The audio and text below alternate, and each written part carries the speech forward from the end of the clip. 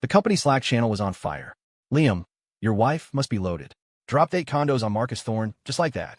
What, you didn't know? She wired him $500,000 for spending money, too. Is Liam insane? Who spoils their wife that much? I stared at my phone, then glanced at the t-shirt Chloe had bought me yesterday. A quick search on Amazon found it, $15.99 for a 3-pack, free shipping with Prime. I remembered her wrapping her arms around my neck last night, whispering, "Honey, I love you to my bones," and a wave of nausea hit me. I didn't reply in the channel. I just quietly left the group. The dark screen of my phone reflected my ashen face. "Honey, I bought you a new shirt, try it on." Last night, Chloe's smile was radiant as she pulled a plain white t-shirt from a shopping bag. See? Simple, elegant. It's so you. So simple it was part of a 3-pack from Amazon for less than $20. I smiled, took it, and said thank you. She stood on her toes, gave me a peck on the cheek, and draped herself over me, whining playfully, "You're so good to me, baby. I could just die. I love you so much. I love you to my bones." Thinking back, the sweetness of that moment was a bitter irony. I opened my laptop and logged into our online banking. As a married couple, we knew each other's passwords. Or rather, I had given her all of mine. As for her account, password incorrect. I took a deep breath and tried a few other common combinations. All incorrect. Interesting. In 5 years of marriage, when had she ever changed her password? I walked to the floor-to-ceiling window, gazing out at the forest of skyscrapers in the loop. Marcus Thorne's office was in the tallest one over there. At the company's annual gala last month, he was all buddy-buddy, slapping me on the back and saying our law firm had won some major cases for his corporation and he owed me big time. Chloe was right beside me then, holding my arm, her smile the picture of a gentle, devoted wife. Looking back, I wondered if there was a hint of triumph hidden in that smile. I started paying attention to Chloe's every move. "Honey, this new project at work is insane. I'm probably going to be working late a lot," she said, her head resting on my shoulder, her voice a soft purr. I murmured a quiet, my fingers stroking her long, silky hair. "That's tough. You wanted to pick you up at night." No, she said quickly. "Someone from the project team will give me a ride. You're busy too, honey. Don't worry about me." "The project team?" "Marcus Thorne's project team," I presumed. I nodded. "All right, just be safe." She snuggled deeper into my arms. "You're the best." Late that night, I lay in bed, listening to the sound of the shower running. Chloe was washing up. She'd gotten home after 11 again. My phone vibrated on the nightstand. I reached for it. An unknown number. "Mr. Miller, sorry to bother you so late. This is Kevin from Thorne Real Estate. I was the client's side rep on that case you won for us, remember?" "I remember. What is it?" "Well," he hesitated. "I know this is out of line, but I felt you should know. This afternoon, I was at the cafe across from the Aeon Center, and I saw Mr. Thorne with your wife." My stomach dropped. Oh, they were probably discussing work. Well, it didn't really look like it. They were sitting very close, and Mr. Thorne was smiling. And he was holding her hand. I was silent for a few seconds. "Thank you for telling me." I hung up. The sound of the shower continued. I closed my eyes, replaying the oddities of the last few months. The frequent overtime, the mysterious project meetings, the changed bank password, the gradual decline in our intimacy, the way she'd ramped up the intensity of her "love you to my bones" declarations whenever we were close. It turned out these were all pieces of the truth. The bathroom door opened. Chloe walked out, wrapped in a towel, water dripping from the ends of her hair. She hopped on a bed and rolled into my arms. "God, I'm so exhausted today, honey." I held her. "Oh yeah? Rough day at the office." "It was fine. Just in the final stages of the project, so it's super busy." She burrowed into the crook of my neck. "Marcus is really demanding." I gently stroked her back. "Marcus seems to treat you pretty well, though, right?" Her body tensed for a fraction of a second before relaxing again. "He's fine, I guess. It's just a normal boss-employee thing." I said nothing more, just held her a little tighter. "Your heart really does beat faster when you lie, doesn't it, Chloe?" The next morning, I called my most trusted private investigator. "Sully, I need you to run a tale." "Who's the target?" "My wife." The line went quiet for a few seconds. "Liam, you sure about this?" "Positive. I want her movements for the last month. Focus on any contact with Marcus Thorne." "You got it. But Liam, you need to be prepared. These kinds of jobs, the results are rarely good." I gave a bitter laugh. "I know, but it's better than being kept in the dark." After the call, I logged into the county's property records database. One of the perks of being a lawyer is having access to all sorts of information channels. It didn't take long to find the records for those 8 properties. All of them were condos in the best downtown high-rises, each one worth millions. and all of them had been transferred from Chloe's name to a company called Thorn Holdings within the last 3 months. Thorn Holdings? I scoffed. Marcus, you couldn't even be bothered to come up with a better disguise. Chloe was a senior executive at a real estate firm. She'd saved a good amount over the years. But 8 luxury condos were a massive expense, far beyond what she could afford alone. I remembered her mother letting it slip at her birthday party last year that she had set aside a few properties for her daughter. It seemed Chloe had used them all to win Marcus's favor. But that wasn't all. There was still the matter of the $500,000 wire transfer. I picked up my phone and saw a new text from Chloe. Honey, another meeting today, probably going to be a late one. Don't wait up for me, just go to bed. Right? A meeting. I texted back. Okay, be safe. You work too hard. Putting the phone down, I opened the safe. I pulled out her marriage certificate, property deeds, and bank statements. For 5 years, I had made it a habit to carefully review any document that needed my signature. It was professional instinct. But with Chloe, it seemed my guard was always down. And there it was. Large portions of our joint assets had been quietly moved, and I hadn't noticed a thing. Even now, she was still putting on a show, buying me $15, 99 t-shirts, and whispering in my ear how much she loved me to her bones. I let out a cold laugh and sent a text to Sully. Let me know the second you have something. At 11 that night, Chloe came home. She smelled faintly of alcohol and looked a little flustered when she saw I was still awake. Honey, why are you still up? Waiting for you, I said with a smile. I missed you. She visibly relaxed and threw herself into my arms. Stop it, you're making me blush. I held her, catching the faint, almost imperceptible scent of a man's cologne in her hair. How's the project going? It's fine, Marcus said. She stopped abruptly, correcting herself. The whole team is working really hard. I gently stroked her hair. Well, my wife is the best one on it. She nuzzled against me. I love you, honey. I really do. I love you to my bones. I closed my eyes, my heart feeling like it was being twisted by a knife. The next day at noon, Sully called. Liam, you in a place where you can talk? I glanced at my office door. I am. Go ahead. I got pictures. You want me to send them? I took a deep breath. Send them. My phone buzzed as a series of photos came through. Chloe and Marcus in a coffee shop. Chloe and Marcus at a high-end restaurant. Chloe and Marcus in a hotel lobby. Chloe and Marcus wrapped in an embrace as they entered an elevator. Chloe and Marcus. In the final photo, Chloe was wearing a sexy slip dress, kneeling on a large leather sofa. Marcus stood before her, looking down at her imperiously. The picture was taken from outside, but through the panoramic window, it was clear what was happening. Liam, I've got video too. You want it? No, that's enough. My voice was unervingly calm. When was this taken? Yesterday afternoon, from 3 p.m. to 10 p.m. Location was the Langham, Chicago. Room 2088. I laughed. I see. No wonder she had a meeting that ran so late. Liam, I'm sorta, Mum. Thanks, I said. Do me one more favor. Find out when they first met. On it.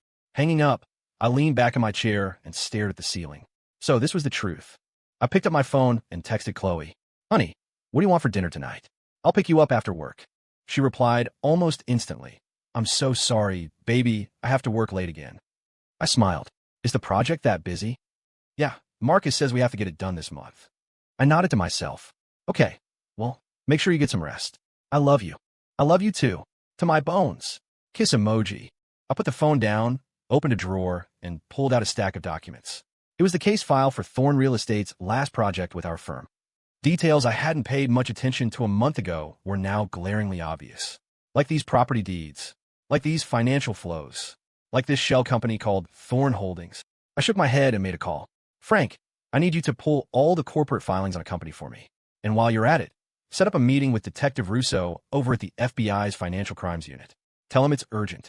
Just as I hung up, another text came in from Sully. Got it, Liam. They first met 4 months ago during a project pitch.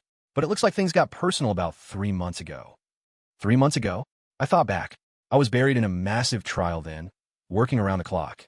Chloe had said she felt bad that I was so stressed and offered to take over managing our finances. What a thoughtful wife. Do you have a specific date? I asked. March 15 th.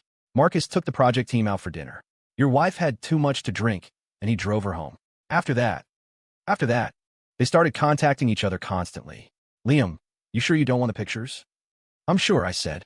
Thanks. March 15 th. I was out of town on business that day. Before I left, I'd specifically told her, be safe and don't drink too much. She had smiled and said, don't worry, honey. I know my limits. Limits. I opened the safe and pulled out the bank statements. Just as I suspected, the asset transfers began on March 16th. First, she moved her own money.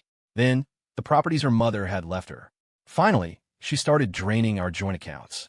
All the while, the money she spent on me grew less and less. It went from designer t-shirts that cost a few $100s to the current $15.99 3-packs from Amazon. But the words she used to tell me she loved me, those just got more and more dramatic. Honey, you're the best. Honey, I can't live without you. Honey, I love you to my bones. Pathetic. I picked up my phone and sent Chloe one last text. Okay, honey, get some rest and come home early. She replied in seconds. I will, baby. Can't wait to come home and kiss you. I looked at the message, a cold smirk playing on my lips. Just you wait. A reckoning is coming, and we'll settle this score piece by piece. I began gathering evidence. Quietly, methodically, Chloe continued her sweet talk routine every day, and I played my part as the loving, devoted husband. On the surface, we were the perfect, happy couple. She would occasionally post some sentimental drivel on Instagram about loving me to her bones, and our friends would flood the comments with envious praise. Only I knew whose chat was pinned to the top of her message list. Marcus Thorne, her good boss. Today was Saturday. Chloe said she had a company retreat, and I didn't bother to call her out on the lie. I was home alone, organizing the files I'd collected. Property deeds, bank statements, wire transfer records, security footage, hotel receipts. The irony was crushing. As a lawyer, gathering evidence was my specialty. I just never imagined I'd one day use these skills to investigate my own wife. Did you know, Chloe? Every time you and Marcus checked into a hotel, the security cameras recorded everything. Did you really think changing your hairstyle and wearing sunglasses would hide who you were? You severely underestimated your lawyer husband. Wasn't my professional competence what you fell in love with all those years ago? The doorbell rang. I glanced at the clock. 8 p.m.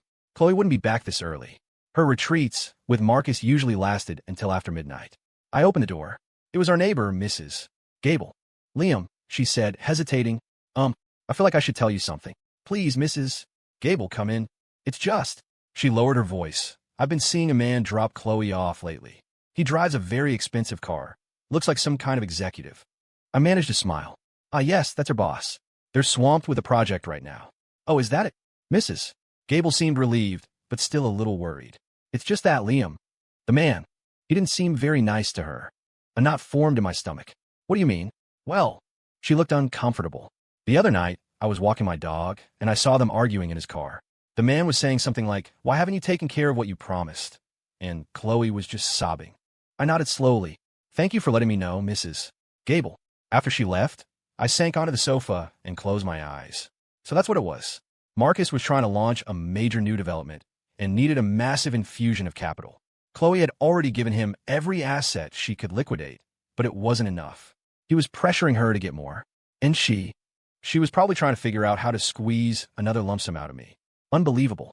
At 11 p.m., Chloe came home. Her eyes were red and swollen. She had clearly been crying. Honey. The moment she walked in, she collapsed into my arms, her voice choked with sobs. I'm so tired. I held her, gently patting her back. What's wrong? Trouble at work? Yeah, she mumbled, rubbing her face against my shoulder. The company's working on a huge project, and we're short on funding. Marcus said if we can't pull it off, the whole team is going to be penalized. I said deliberately, I could have a word with Marcus for you. We've been business partners for years. No. She shook her head frantically. I can handle it. Honey, could you lend me some money? How much? $1 million. She said, watching my face carefully. I'll pay you back, I swear. You can treat it as a loan. I stroked her hair. That's a lot of money. I'll have to see what I can move around. Give me a few days to think about it. Okay. She lowered her head, her voice even more pathetic. You're the best, honey. I love you so much. I know, I said with a thin smile. You love me to your bones, right? She nodded emphatically. Yes, I love you more than anyone. I looked at her pitiful, tear-streaked face and was suddenly tempted to ask, do you have any idea how much I made this month? That big case I won last month came with a $20 million bonus for the firm. My cut was $5 million. It's sitting in a private account you know nothing about. Chloe had been on edge lately. She was constantly playing the role of the good wife in front of me. She'd cut up fruit for me, give me massages, and even initiate intimacy. But every time I held her, I could feel that her mind was somewhere else. Her phone would buzz incessantly on the nightstand, and she'd always find an excuse to take the call on the balcony. I knew who it was. Marcus was under a lot of pressure. I'd heard his new project was on the verge of collapse. $1 million was a drop in the bucket for him, but now he was desperate enough that he couldn't even wait for that. Today, Chloe came to me about the loan again. Honey, have you had a chance to think about it? She cooed, pressing herself against me. I'm in a real bind. I wrapped my arm around her. Can you tell me exactly what this money is for? It's for the company project, she said, blinking her wide, innocent eyes. Already told you, remember? I need more specifics. Well, she stammered, it's a trade secret. I can't say. I laughed. Fair enough. By the way, honey, I'm working on a new case. It involves Thorn Real Estate. Her body went rigid. What kind of case? Ever heard of a company called Thorn Holdings? Her hand began to tremble. And no, it's a shell corporation, I said slowly. Someone filed an anonymous tip that Marcus is using it to launder money. A pretty significant amount, too. Looks like tens of millions. What? She struggled to maintain her composure. No way. Marcus isn't that kind of person. You think so? I leaned down and kissed her forehead. Well, that's good to hear. She leaned against my chest, her heart hammering against her ribs. That night, I pretended to be asleep. As expected, she quietly slipped out of bed and took her phone into the bathroom. Hello, Marcus, she whispered. We have a problem. My husband. I lay there with my eyes closed, a cold smile spreading across my face. Did you really think I was just trying to scare you, Chloe? You're so naive. The next morning, I got a call from Detective Russo at the FBI. We've got him, he said. The books for Thorn Holdings are a mess. It's all here. Marcus is going down. Good, I said. When are you moving in? We're going to wait until he gets his hands on that project funding. He's been scrambling for cash, right? Let's let him hang himself with a little more rope. I smiled. Sounds like a plan. Thanks for everything. After hanging up, I opened my laptop and sent an email to Marcus Thorn. Marcus, I heard you were looking for capital. My wife and I discussed it, and we'd like to offer you a $1 million loan. Consider it a favor for all our years of partnership. Want to discuss it this afternoon? He replied almost immediately. Liam, you're a lifesaver. 3 p.m. The usual place. I closed the laptop and dialed Chloe's number. Honey, good news. I've figured it out. I've scheduled a meeting with Marcus this afternoon to inject the capital into your project. There was a long silence on the other end. Honey, you're the best. Of course, I said. By the way, you should come too. It's your company's project, after all. I have a meeting this afternoon. Postpone it, I said gently. This is $1 million we're talking about. Don't you want to be there in person? Okay. After I hung up, I opened a drawer and pulled out a stack of files. The evidence I had been compiling for a month. Chloe, you always said you loved me to your bones.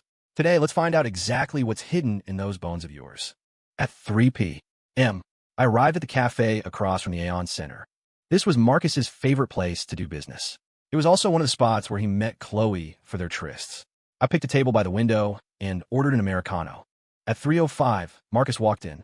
He was dressed in a sharp suit, his expression confident. He looked nothing like a man on the brink of financial ruin. Liam, he smiled and shook my hand.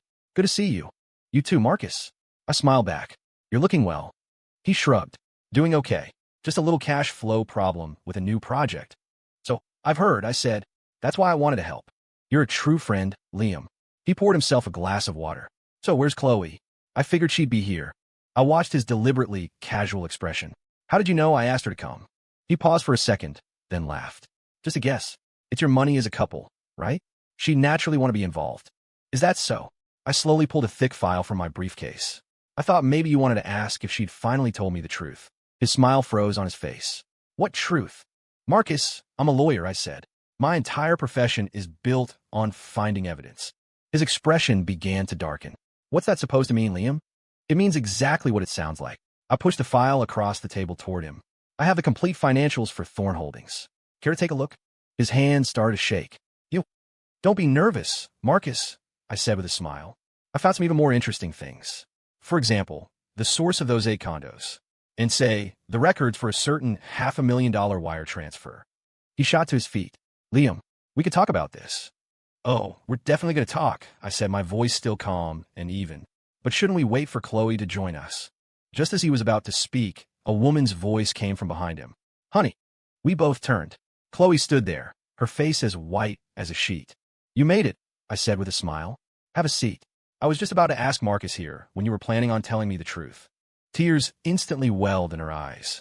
Honey, I'm so sorry. I was wrong. Wrong about what? I asked. She glanced at Marcus, then started sobbing harder. I betrayed you. I know, I said, but I want to hear it from you. Marcus and I. That's enough. I cut her off. We can skip that part. What I'm more interested in is, where did all our money go? She looked at me in horror. You know everything. I nodded. Including the properties your mother left you. She was trembling uncontrollably. I'm sorry. I'm so sorry. Don't be in such a hurry to apologize. I turned to Marcus. Marcus, don't you think you owe me an explanation as well? How exactly do you plan on paying back all that money? Marcus took a deep breath. Liam, let's be reasonable. This whole thing, it was a moment of weakness. Weakness? I laughed. You slept with my wife, conned her out of our life savings, and you're calling it a moment of weakness? But you know what? It's fine. I pulled out my phone. There are some people who are very eager to meet you. He looked at me, confused. The next second, the door to our private room was pushed open. 2 FBI agents walked in. Marcus Thorne, you're under arrest for conspiracy to commit wire fraud, money laundering, and embezzlement. You need to come with us. The color drained from his face. No, that's impossible. Chloe shrieked. Marcus, you promised you'd take care of this. You promised you'd protect me. Marcus shot her a look of pure hatred. Shut your mouth. This is all your fault, you stupid bitch. I watched the scene unfold with cold detachment. So, this is who you both really are. Marcus was escorted out by the agents. Chloe collapsed in her chair, sobbing hysterically.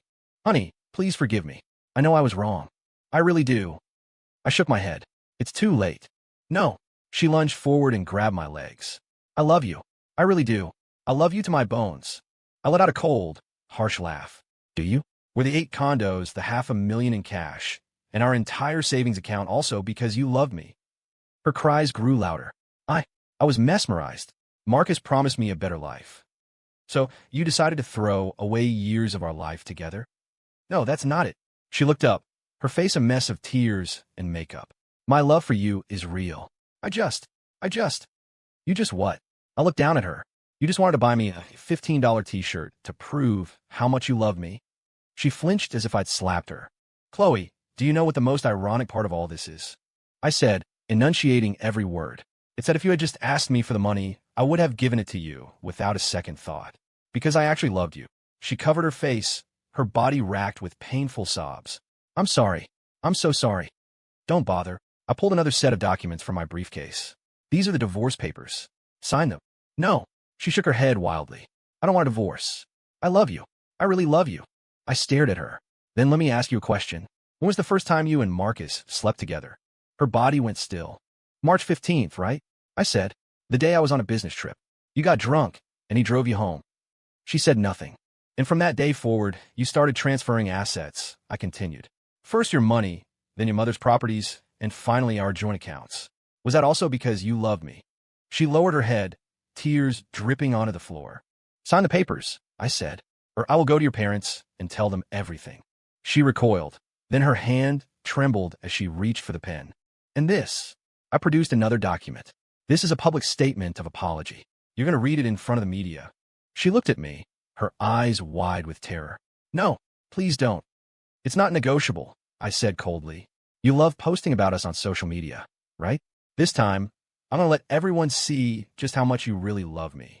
She was crying so hard, she looked like she might pass out. I know I was wrong. Please, just give me one more chance.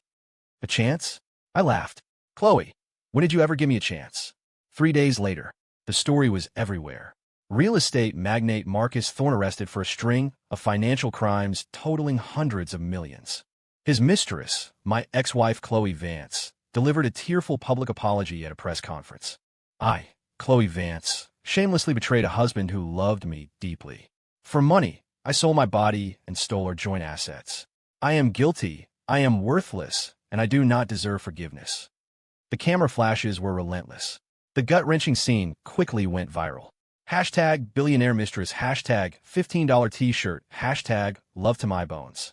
The internet pieced together the entire sordid affair. Oh my God, she gave all her husband's money to her lover.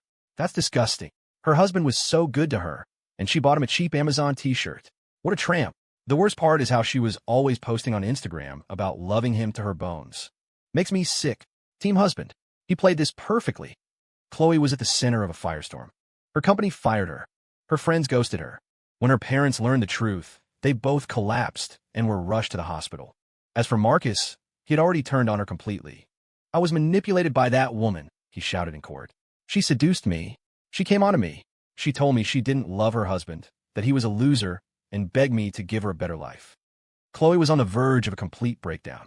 She called and texted me relentlessly, saying she knew she was wrong, begging for forgiveness, saying she really loved me to her bones. I blocked her number.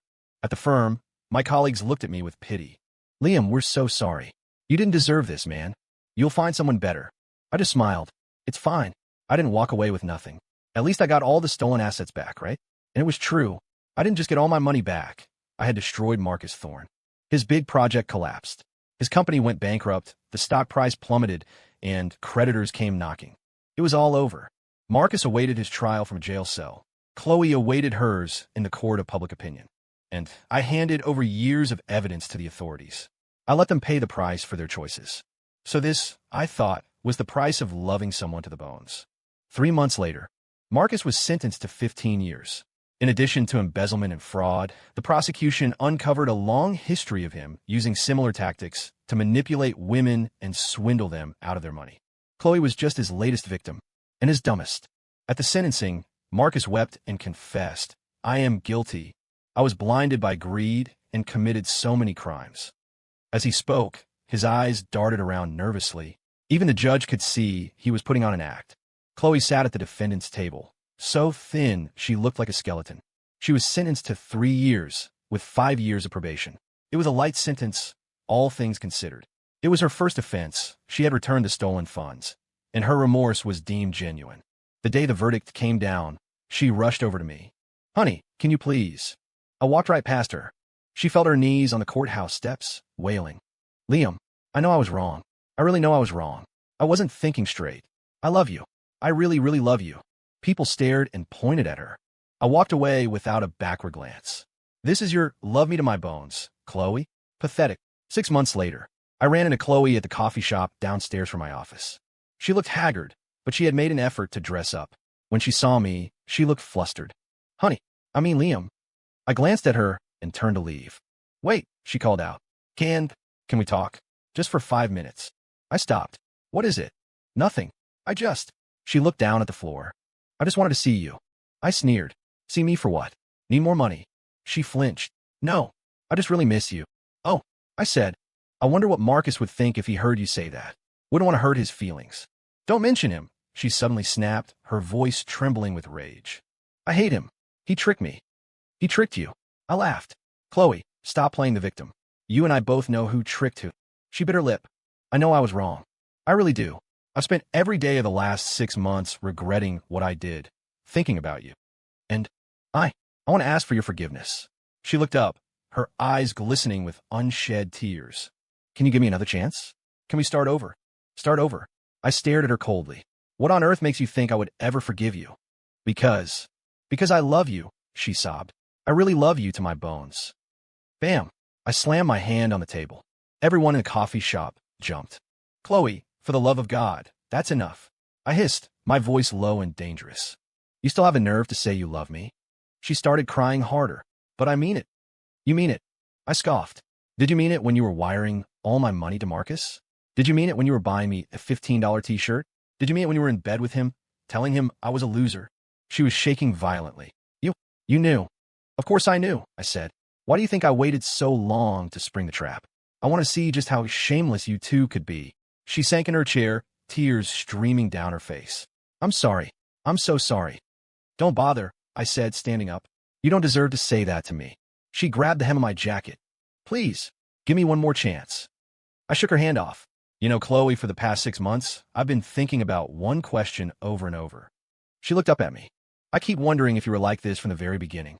Did you use your tears, your body, and your sweet words to trick me into trusting you all those years ago?" "No," she cried. "Back then, it was real. Our 5 years together, every single day, was real. It was just these last few months." "Enough," I cut her off. "I don't want to hear your excuses, and I don't ever want you to come looking for me again." "No." She lunged and wrapped her arms around my legs. "Please forgive me. I don't want anything. I just want your forgiveness." I looked down at her with cold eyes. "Let me ask you this. If Marcus was a free man right now, would you be here begging for my forgiveness? Her body went rigid. You wouldn't, I said. You'd still be with him, living your happy life, playing your little games with me, and telling me you love me to your bones. She let go, her arms falling limply to her sides. You don't love me, Chloe, I said, turning to leave. You just hate that Marcus couldn't give you the life you wanted. From behind me, I heard her heart-wrenching screams. That's not true. It's not. I really love you. I swear. I didn't look back. From the beginning to the end, the only thing you ever loved was money. I was just a safe bet you kept on the side. 1 year later, I met my current wife through a friend. She's a doctor, kind, gentle, and most importantly, genuine. We got married quickly. On our wedding day, she gave me a t-shirt. It was from my favorite designer brand and cost over $1,000. She looked at me sheepishly. Honey, my salary isn't that high. This was the best I could do. I leaned in and kissed her. You're silly. It's perfect. She rested her head on my chest. I love you. I smiled. Just don't say you love me to your bones. She looked at me, confused. I shook my head. Just saying you love me is enough. Real love doesn't need all the fancy words. She nodded, a hint of understanding in her eyes. The wedding ceremony was going perfectly. Right until we were about to exchange rings, there was a sudden commotion. Chloe, reeking of alcohol and with her makeup smeared, had somehow managed to burst in. And oh, she screamed. Don't get married. He's mine. He's my husband. Security guards rushed to intercept her. She fought like a wild animal. Honey, look at me.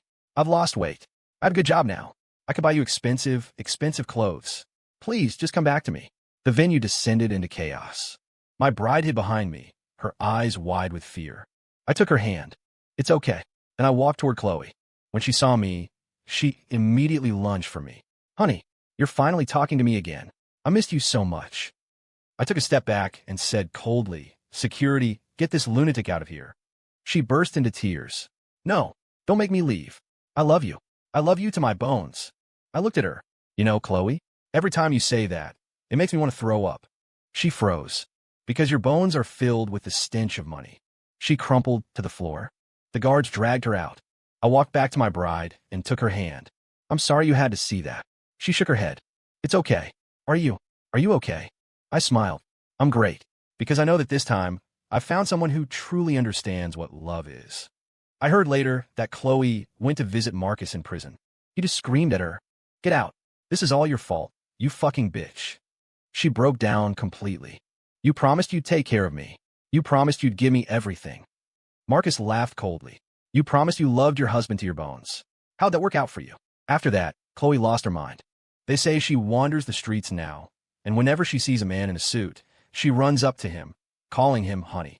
Her parents tried to have her committed, but she just cries and says, no, I have to find my husband. I have to buy him expensive clothes. I love him. I love him to my bones. I was cleaning out my study when I heard this. Our new house is twice the size of the old one, but it costs less because it's not downtown. My wife says the size of the house doesn't matter. What matters is that we're together. I nodded in agreement. Yes, being together is all that matters. She wrapped her arms around me from behind. Honey, do you think maybe we should go see your ex-wife? It sounds so sad. I turned and kissed her. No, she chose her own punishment. She rested her head on my chest. Were all those condos and all that money really that important? I shook my head.